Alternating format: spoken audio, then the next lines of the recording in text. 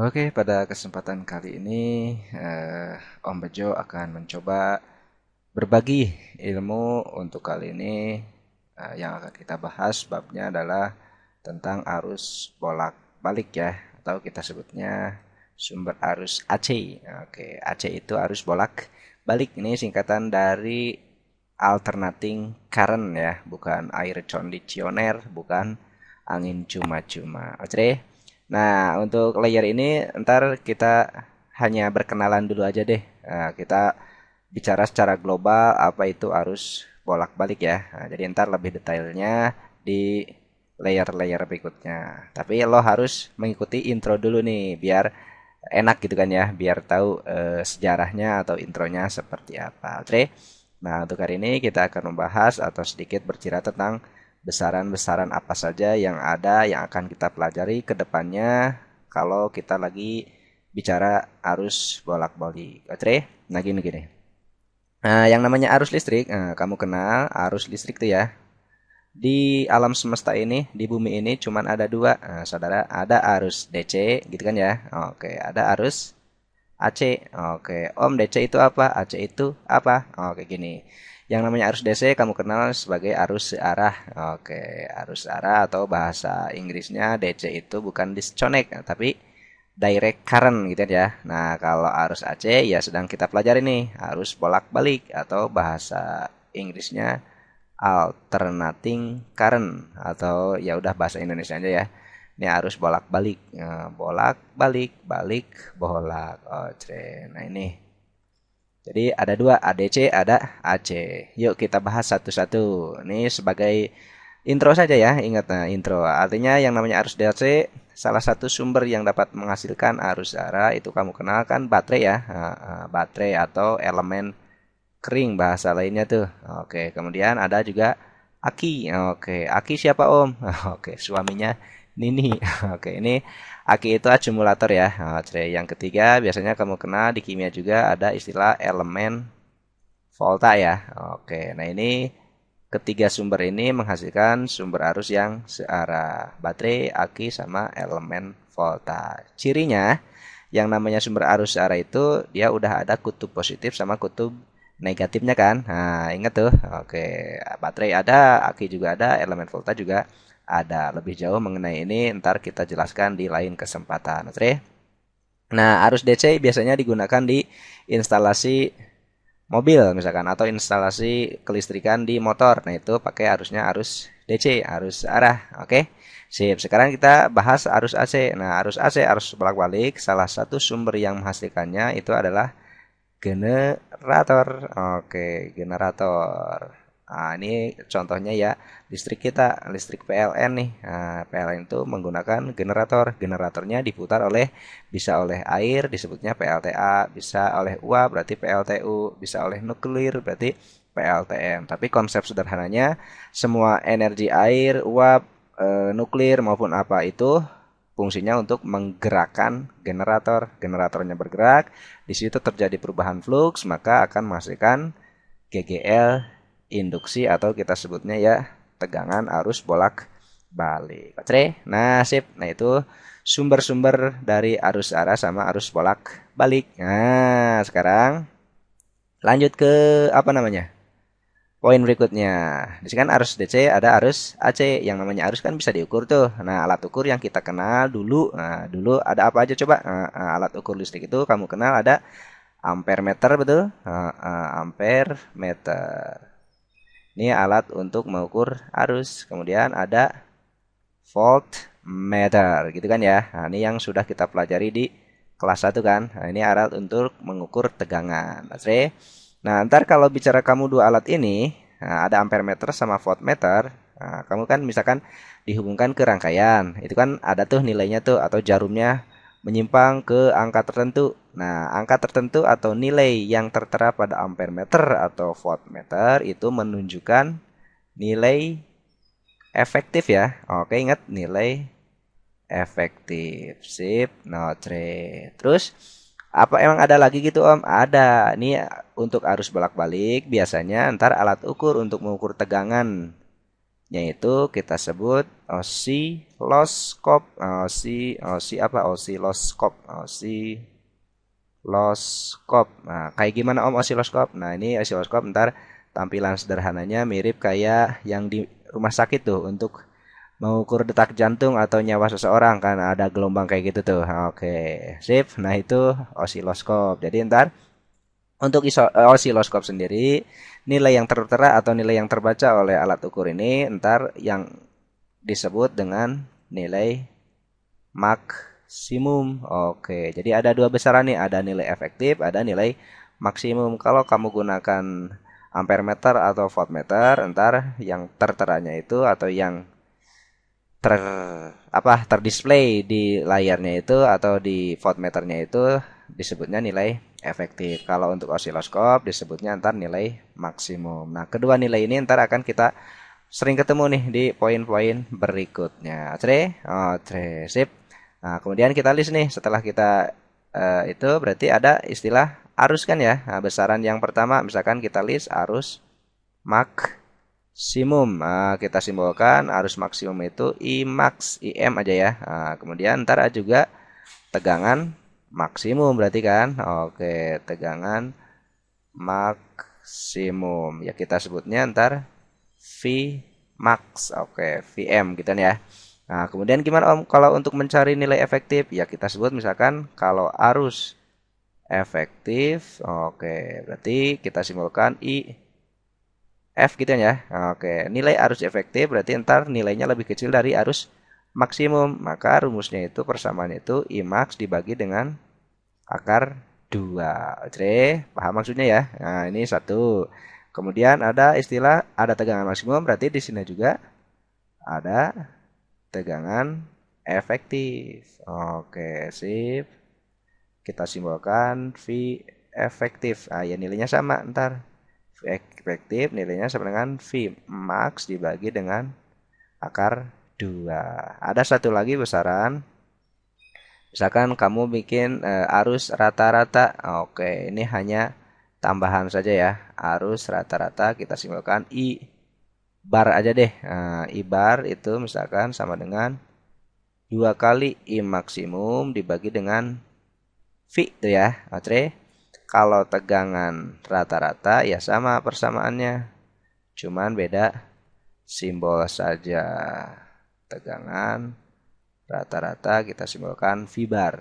Nah, V barnya nilainya sama dengan 2 V max dibagi dengan akar 2. Oke, kita buletin dulu besaran-besaran yang ada. Ini arus efektif. Oke. Ini tegangan efektif. Nah, ini arus rata-rata. Ini tegangan rata-rata. Oke, nanti ya untuk kedepannya bisa ditanya arus efektif, tegangan efektif, arus rata-rata atau tegangan rata-rata. Oke. Nah, karena kita lagi bicara tentang apa nih? Arus bolak-balik. Nah, maka ntar kita akan membahasnya kedepannya itu ada osiloskop. Nah, tapi misalkan nih sebagai contoh sepermulaan, misalkan contoh aja ini mah ya. Nah, contohnya di mana Om? Jangan di sini, tutup dulu ya. Oke, set, tutup. Buka contohnya. Nah, ini. Cobain dulu yuk soal yang ini. Oke, ini tampilannya yang kita sebut tadi tampilan dari osiloskop. Nah, itu kan kayak display layar untuk di rumah sakit tuh ya, mengukur jantung. Artinya kalau masih ada sinyalnya, berarti di sini masih ada nyawa seseorang itu ya, ada detak jantungnya. Tapi kalau udah misalkan lurus, tit, nah itu udah off berarti ya. Itulah salah satu contoh tampilan apa ini osiloskop. Kalau kamu perhatikan di sana ada beberapa kotak kan ya. Nah, tuh kotak-kotak-kotak. Nah, ada kotak yang vertikal, tuh vertikal. Ada kotak yang horizontal. Nah, untuk kotak vertikal biasanya ini untuk menyatakan tegangan nih. Nah, tegangan. Tuh di gambar juga ada. Ini kotak vertikal itu menyatakan tegangannya. Nah, sementara untuk kotak yang horizontal, horizontal biasanya itu untuk menyatakan waktu. atau periode itu waktu ya. Oke, misalkan ini contoh soal ini, saya contoh ini ada angkanya deh. Misalkan example 1.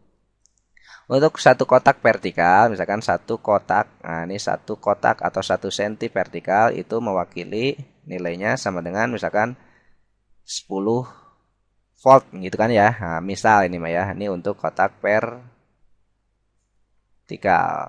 Oke, untuk satu kotak misalkan horizontal itu kita sebut misalkan 5 milisekon tiap kotak ya.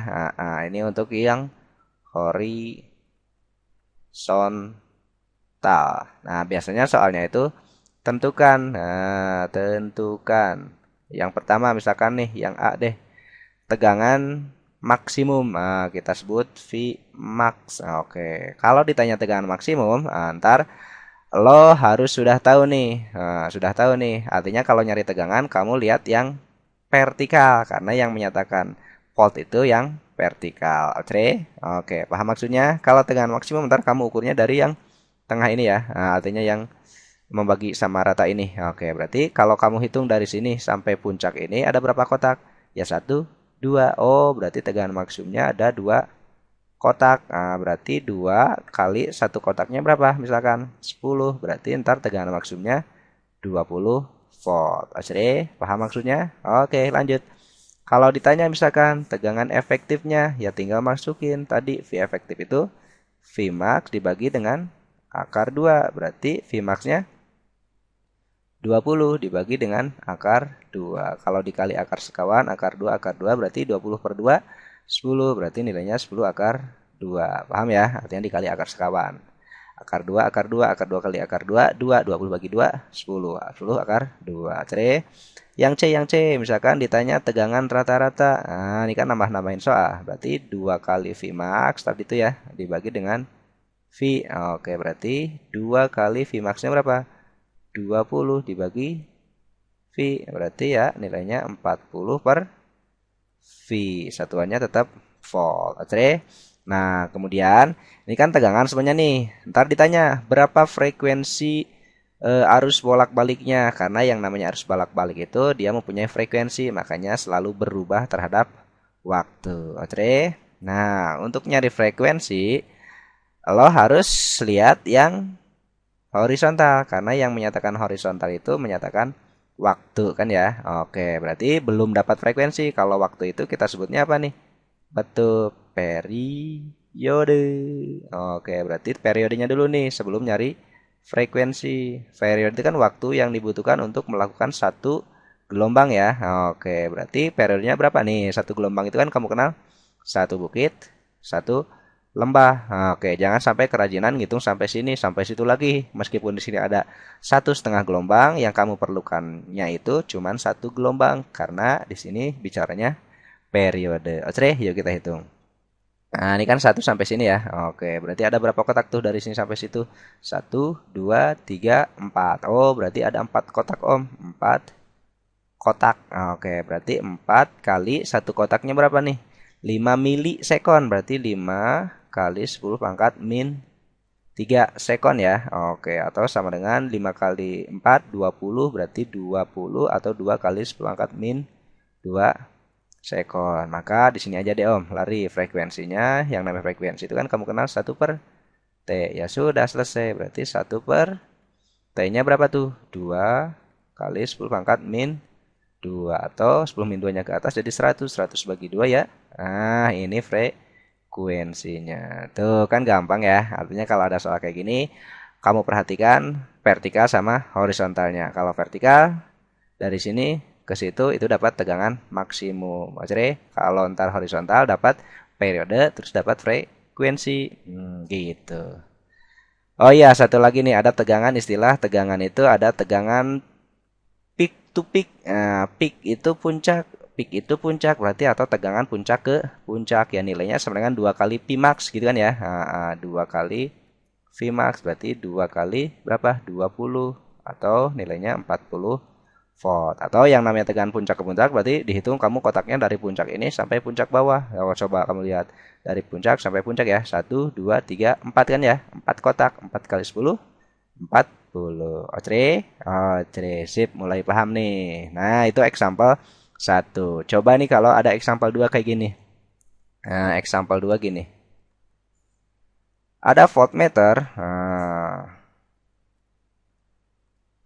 terbaca tegangannya sama dengan 10 atau 100 volt. Maka berapakah Vmax-nya? Oke, yang pasti kamu udah tahu nih, kalau voltmeter berarti yang terbacanya itu tegangan apa nih? Tegangan efektif. Jadi harus sudah lo tandai nih, tegangan efektif. Kalau ditanya tegangan maksimum ya berarti V efektif dikali akar 2. Dari mana Om? Ya dari sini nih. Lihat, V max berarti V efektif kali akar 2. Oh, berarti nilainya 100 akar 2 volt. Yang pasti tegangan maksimum lebih besar dari tegangan efektif, atau tegangan efektif lebih kecil dari tegangan maksimum. Oke. Nah, itulah beberapa besaran yang akan lo jumpai di arus bolak-balik. Oke, untuk materi berikutnya kita lanjutkan di layer berikutnya. Nah, ini bahasan yang tadi masih ada tuh ya. Oke, semoga ini dapat bermanfaat. Terima kasih atas perhatiannya. Assalamualaikum warahmatullahi wabarakatuh.